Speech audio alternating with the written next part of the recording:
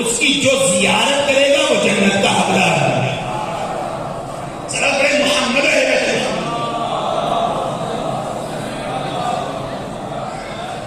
یہ ہے حضرت معصومہ. جب دنیا میں آئی نہیں تھی ولادت کی خبر دے دی گئی، اور جب یکم ذیقات کو جناب سیدہ دنیا میں تشریف لائے امام کاظم کے گھر، نام رکھا گیا فاطمہ. نام رکھا گیا فاطمہ.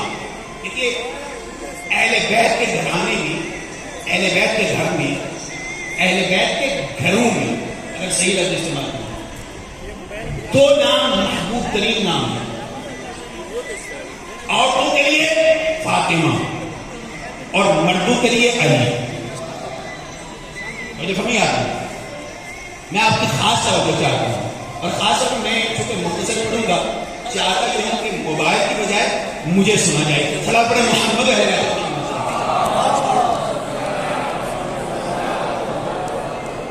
دو نام ہیں اہل بیت کے گھرانے میں کہ جو محبوب ترین نام ہے. بچی پیدا ہوئی فاطمہ، بیٹا پیدا ہوا نام علی. یہ اہل بیت کے گھرانے میں محبوب ترین نام ہے. یہاں تک کہ ہمارے پاس تاریخ لکھنے والے ایک مرتبہ پریشان ہوتے ہیں کہ ہم تاریخ لکھے پتا کیسے چلے کہ مثلا حسین کو اللہ نے 3 بیٹے دیے، سب کا نام علی رکھا. علی اکبر، علی اوسط، علی زین العابدین، علی اصغر، اکبر یا اوسط. یہ مورخین نے اپنی پہچان کرنے کے لیے یہ نام رکھے، ورنہ یہ نام مجوز نہیں ہے. اصل نام صرف علی. اور اسی طرح خواتین میں زیادہ نام ہمیں ملیں گے فاطمہ. حتیٰ یہ کہ امام کاظم علیہ السلام کی، دیکھیے یہ تصور کرنا بھی ذرا مشکل ہے کہ ایک ہی گھر میں، جو میں نے پڑھا اگرچہ علماء تشریف فرما ہے اس میں مزید کی تحقیق کی جا سکتی ہے، امام کاظم کی جو بیٹیاں ہیں 3 بیٹیوں کے نام فاطمہ رکھے. ایک ہی گھر میں، ایک ہی گھر میں 3 بیٹیوں کے نام فاطمہ رکھے. چونکہ حضرت معصومہ امام کاظم کی بیٹیوں میں سے بڑی بیٹی تھی، اسی لیے انہیں بعض مورخین نے فاطمہ کبریٰ بھی کہا. یعنی بڑی بیٹی امام کاظم کی فاطمہ کبریٰ ہے. لیکن نام میں اجتماع نہیں ہو جائے. وہ کربلا کی فاطمہ کبریٰ وہ آؤ، لیکن یہاں پہ امام کاظم کی بیٹی فاطمہ کبریٰ. یہ کبریٰ مورخین نے اپنی شناخت کے لیے رکھا. لیکن اصل مسئلہ جو میں بتانا چاہتا ہوں اور آپ کے سامنے عرض کرنا چاہتا ہوں وہ کیا؟ اہل بیت کے گھرانے میں محبوب ترین نام ہیں علی اور فاطمہ. بیٹی ہو تو فاطمہ، بیٹا ہو تو علی. جو میں اب جملہ دینا چاہتا ہوں وہ یہ کہ شاید اہل بیت ہمیں درس دینا چاہ رہے تھے. جو طلاب بیٹھے ہیں وہ میری بات اچھی طریقے سے سمجھیں. ہم یہاں پہ قوم میں ہیں، پاکستان میں بھی باقاعدہ میسج آتا ہے، کال آتی ہے مولانا خدا نے بیٹی دی، نام کیا ہے؟ آپ نام بتائیں. اچھا میرے ساتھ خود ہوا کسے؟ مولانا بیٹی ہوئی ہے، نام بتائیں. میں نے نام بتایا فاطمہ. اب ادھر سے جواب آیا کہ مولانا اگر میرے نام رکھنا تو آپ سے پوچھ کے کیا رہا. ہمیں نام کچھ اور چاہیے، وہ خاص نام چاہیے. نہیں، اہل بیت کے گھرانے میں بیٹیوں کے نام فاطمہ، بیٹا ہو نام علی. شاید ہمیں درس دینا تھا، تو چاہتے سنے تھے، شاید ہمیں درس دینا تھا کہ دیکھو ہم اہل بیت کی منشا یہ ہے، ہم چاہتے یہ ہیں کہ ہر مومن کے گھر میں علی علی ہو، فاطمہ فاطمہ. صلوات محمد علیہ وسلم.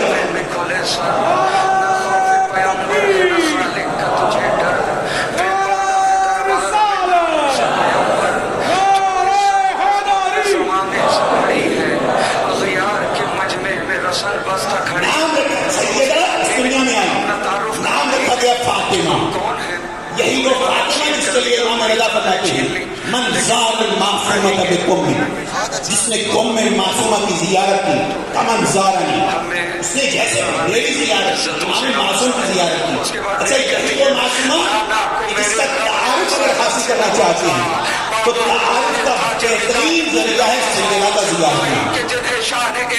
تعارف کا بہترین ذریعہ ہے سیدنا کا زیارت نامہ. اسی زیارت نامے میں بتایا گیا اس سیدنا کی عظمت کیا ہے. جو کتاب رہتے ہیں زیارت نامہ تو بہت ہم سے پڑھتے ہیں، ظاہری نہیں ہم نے بھی پڑھا ہوگا. سیدنا سیدہ کا زیارت نامہ اگر غور سے پڑھیں 3 حصے میں تقسیم ہے سیدہ کا زیارت نامہ. میں اس طرف نہیں جاتا کہ سیدہ کا زیارت نامہ غیر معصومین جو اس میں کبرا کے درجے میں نہیں ہے. صرف 2 شخصیات ہیں جن کا زیارت نامہ امام معصوم سے ملتا ہے. ایک حضرت عباس اور دوسری جناب سیدہ معصوم. زیارت نامہ کے 3 حصے. ابتدا میں آدم سے لے بار امام تک سارے معصومین کو سلام دے گا. یہ ایک حصہ. دوسرے حصے میں مومن سیدہ سے مخاطب ہو کے جملے کہتا ہے, سلام بھی کرتا ہے اور اس کے سامنے حاجت بھی مانگتا ہے. یہ دوسرا حصہ. اور تیسرا اور آخری حصہ اس میں 3 یا 4 سکتے ہیں, وہ زائد اپنے پروردگار سے کچھ دعائیں. یہ ہے جناب معصومین کا زیارت نامہ. ایک حصہ سابقہ معصومین پہ سلام, ایک حصہ جناب سیدہ پہ سلام, تیسرا حصہ خدا سے اپنی دعائیں. یہ زیارت نامہ مکمل ہوگا. اسی دوسرے حصے کا جو آخری جملہ ہے وہ کیا, وہ یہ جملہ جو میرا قرآن کلام ہے. اگر اس پر گفتگو کی جائے تو قرآنی گفتگو ہو سکتی ہے, لیکن میں نہایت مختصر گفتگو کروں گا, اسی کو ختم کروں گا. ظاہر کہتا کیا ہے, وَإِنَّ لَكَ عِندَ اللَّهِ شَأْنًا مِنَ الشَّأْنِ. اے بیوی, اللہ کے نزدیک آپ کی بڑی شان ہے, بڑا وقار ہے, بڑی توقیر ہے, بڑی عزت ہے, بڑی عظمت ہے. اب یہاں پہ جو شان کہا گیا, پہلے تحقیق اس میں مزید تحقیق کیجیے گا. یہ جو شان کہا گیا اس کی تقسیم مختلف طرح سے ہوئی. تو کون سی شان مراد ہے؟ اکثر اہل علم علماء نے فرمایا یہاں پہ شان سے مراد ہے مقام شفاعت. کیونکہ اس لیے سے پہلے کیا کہا جاتا ہے, یا فاطمہ اشفعی لنا فی الجنہ, اے فاطمہ جنت میں ہماری شفاعت کیجیے. فإن لک عند اللہ شأنا من الشان. کیونکہ اللہ نے آپ کو بہت بڑا مقام دیا ہے, ایک شان دی ہے, عظمت دی ہے.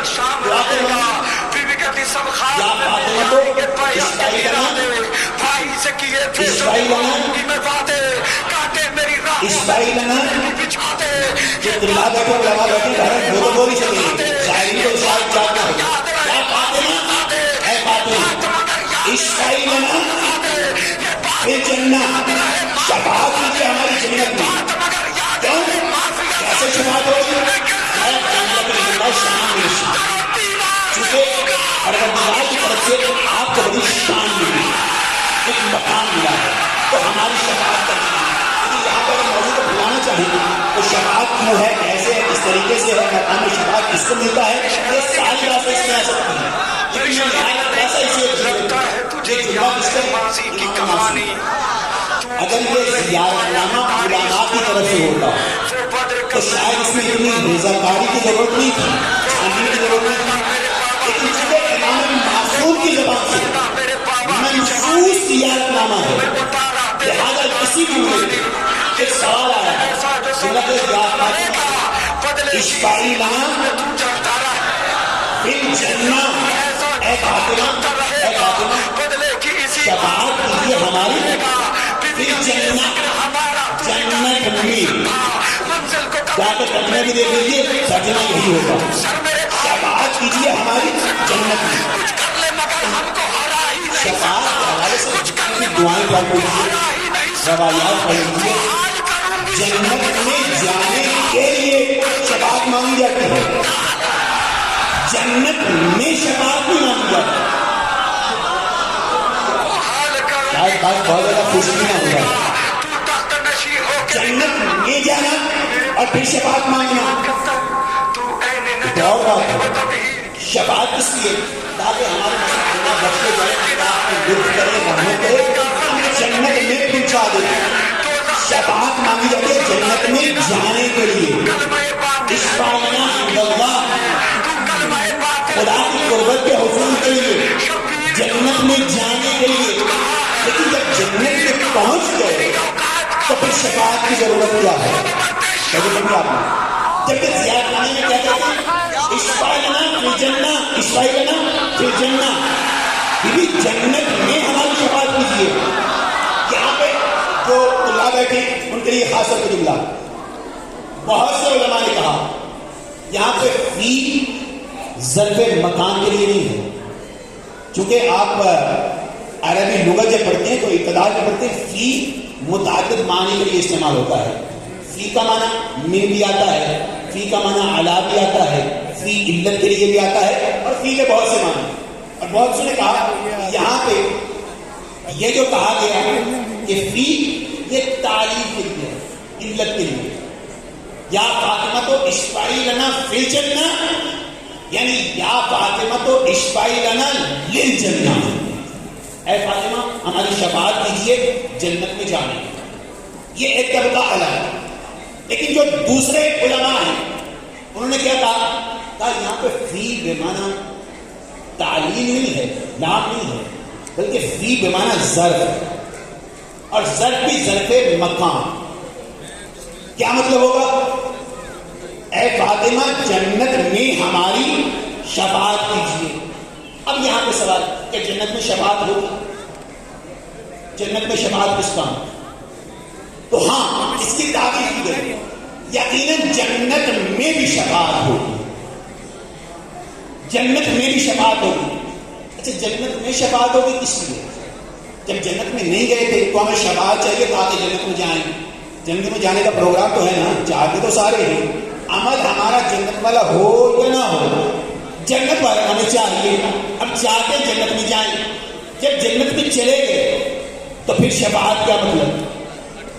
یہاں پہ جملہ آغا وحید خراسانی کا ہمارے سامنے آتا ہے. آغا وحید خراسانی جناب سیدہ زہرا کے حوالے سے فرماتے ہیں کہ فاطمہ تو حلقہ و بس ہے. فاطمہ کون ہے؟ فاطمہ زہرا. فاطمہ کون ہے؟ حلقہ بس. نبوت اور امامت کو ملانے والے حلقے کا نام ہے فاطمہ زہرا.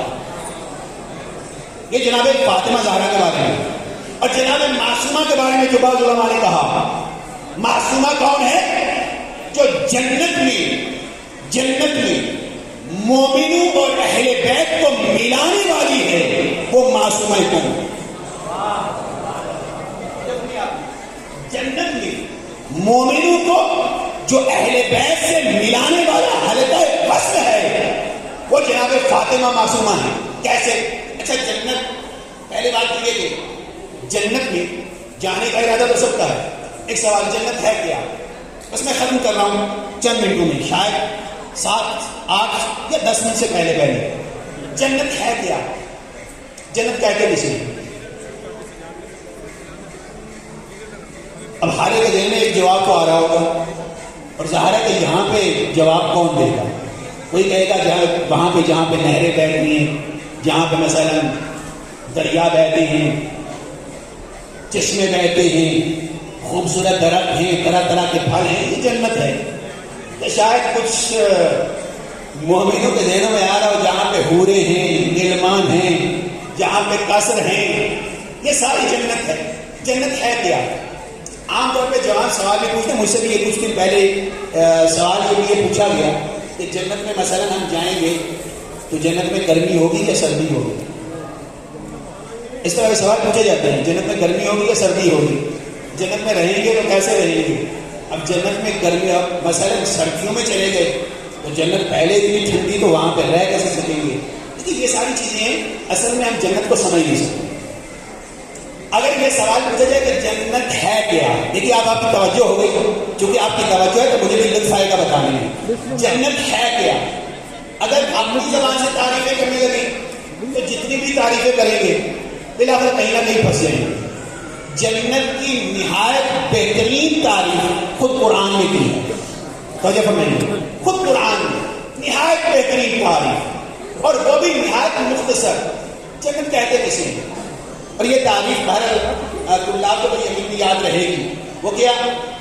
جو قرآن نے جنت کی تعریف کی ہے نا، جنت کی تعریف، یہ مت سوچو کہ جنت میں سردی ہوگی یا گرمی ہوگی، وہاں پہ کھانے کو شہد ملے گی تو شہد کھا کر تو تھک جائیں گے تو ہمیں تو کچھ اور چاہیے.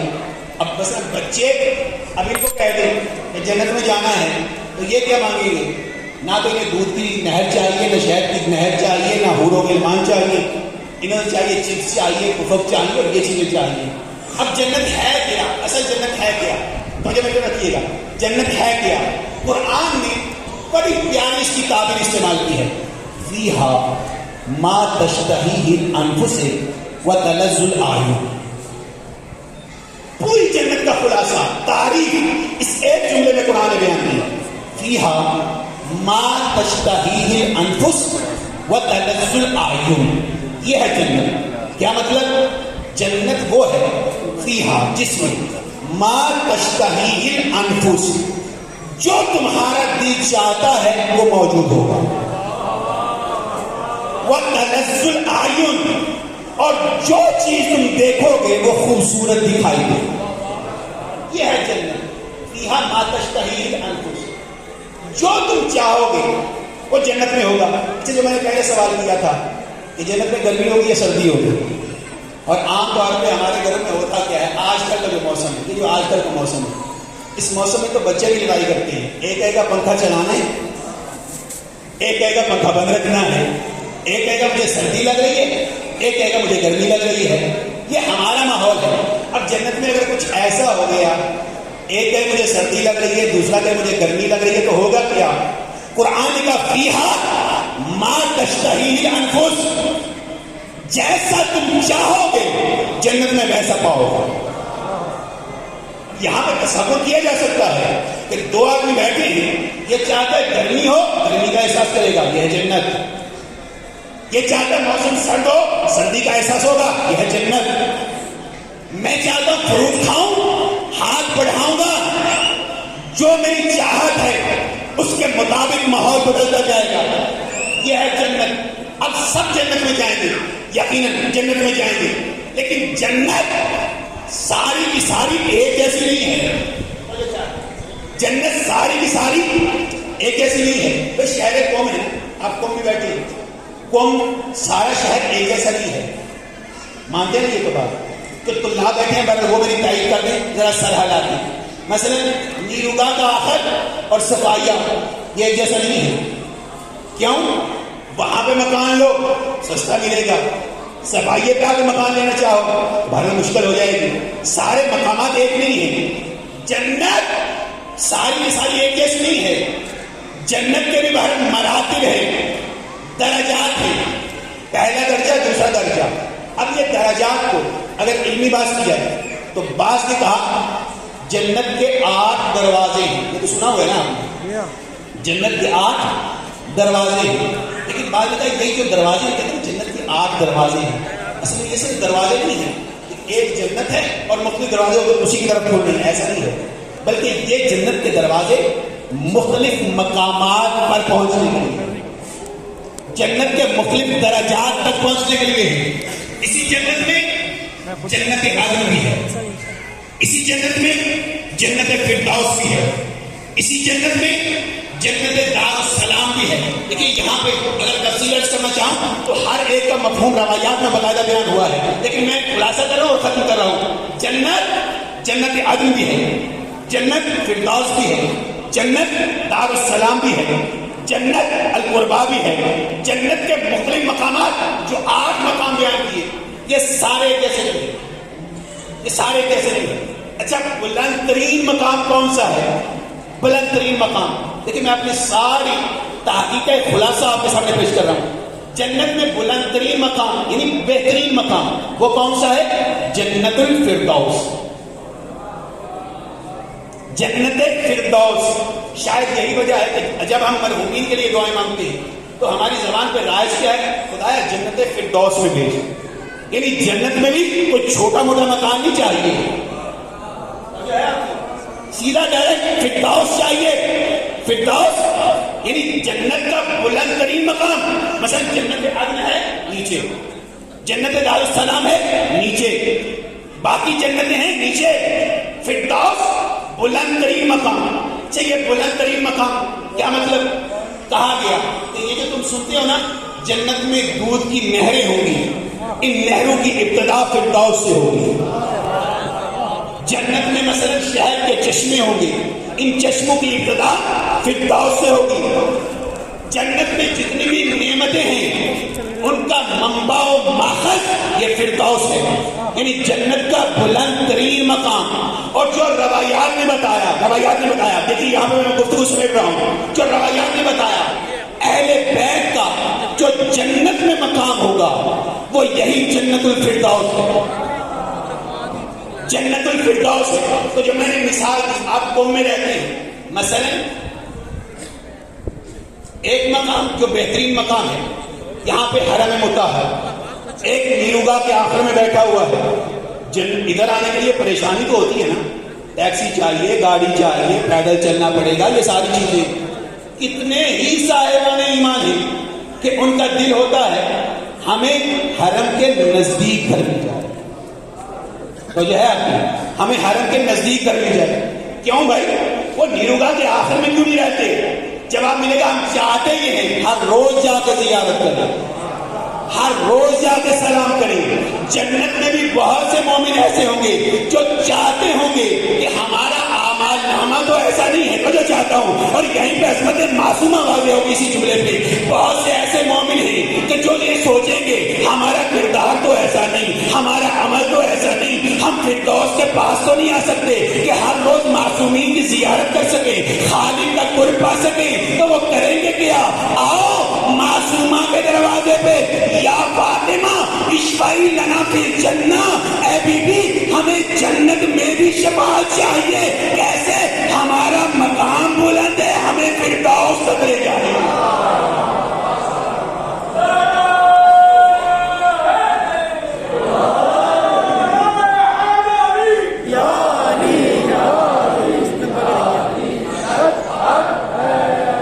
یا فاطمہ اشفعی لنا فی الجنہ، اے بی بی ہمیں جنت میں بھی شفاعت درکار ہے، کیونکہ اگر ہمیں وہ جنت کے وہ نیروگاہ کے علاقے میں بھیج دیا گیا تو بی بی ہم سے تحمل نہیں ہو سکے گا، ہم ہر روز کی زیارت چاہتے ہیں۔ اے بی بی اشفعی لنا فی الجنہ، جنت میں بھی ہماری شفاعت کیجیے، ہمارے درجات اتنے بڑے، صبح بھی آل محمد